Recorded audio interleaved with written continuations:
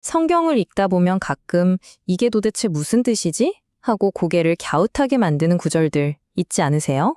오늘은 바로 그런 예수님의 말씀 중에 가장 이해하기 어려운 몇 가지 수수께끼를 한번 풀어보려고 합니다. 예를 들어 이런 구절이요. 예수님의 가르침은 보통 사랑으로 알려져 있잖아요. 그런데 내 가족을 미워하라니? 처음 들으면 정말 충격적이죠? 아니, 어떻게 이런 말씀을 하실 수가 있을까요? 이것뿐만이 아닙니다.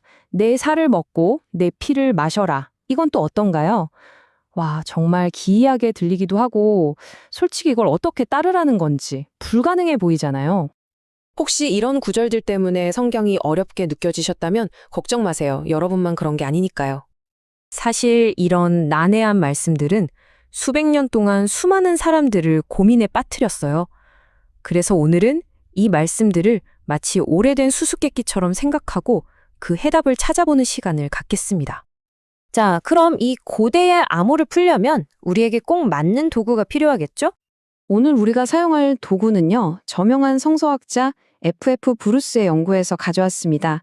이분이 이런 어려운 구절들을 어떻게 이해해야 할지 아주 명쾌한 틀을 제시했거든요. 브루스가 제안하는 방법은 딱 3단계예요. 간단하지만 아주 강력합니다. 첫째, 그 말이 나왔을 때의 역사적 배경을 보는 거예요. 둘째, 원래 어떤 단어가 쓰였는지 그 원어를 확인하는 거죠. 그리고 마지막 셋째, 이게 비유인지 아니면 과장법 같은 문학적인 표현인지 그 스타일을 파악하는 겁니다. 좋습니다.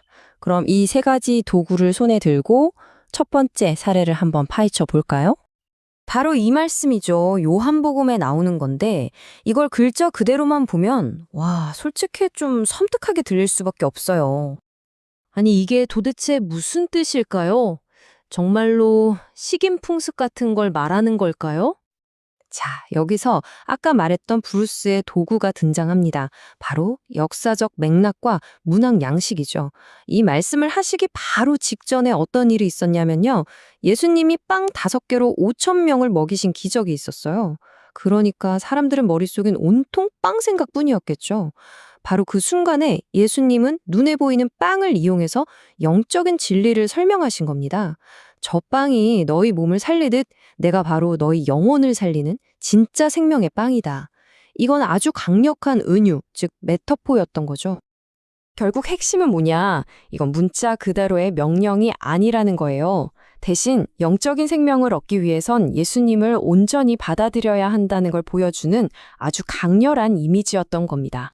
자, 첫 번째 수수께끼는 풀렸네요.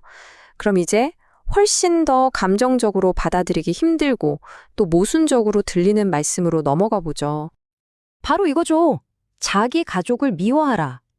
사랑을 가르치신 분이 어떻게 이런 말씀을 하실 수 있을까요? 이건 예수님의 핵심 메시지와 완전히 반대되는 것처럼 보이잖아요. 이 수수께끼를 풀 열쇠는 브루스의 두 번째, 세 번째 도구에 있습니다. 바로 원어와 문학 양식이죠. 이게 왜 중요하냐면 당시 셈적 언어에서 미워한다라는 단어는 우리가 생각하는 그런 감정적인 증오가 아니었어요. 이건 일종의 비교 표현이었는데 덜 사랑한다거나 우선순위에서 뒤로 든다는 의미로 훨씬 많이 쓰였습니다. 생각해보세요. 그 당시엔 가족이 세상의 중심이었거든요. 그런 문화 속에서 가족보다 나를 더 우선하라는 말은 그야말로 당신의 삶에서 가장 중요한 것이 무엇이 되어야 하는지에 대한 아주 급진적이고 근본적인 질문을 던지는 거였어요. 감정적인 미움을 말하는 게 아니었던 거죠. 자, 이렇게 몇 가지 사례를 풀어보니까 어떠세요?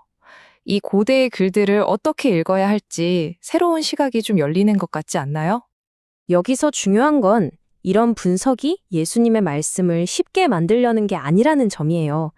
오히려 그 말씀이 원래 가지고 있던 정말 강력하고 때로는 우리 삶을 뒤흔들 만큼 급진적인 진짜 의도를 이해하기 위한 거죠.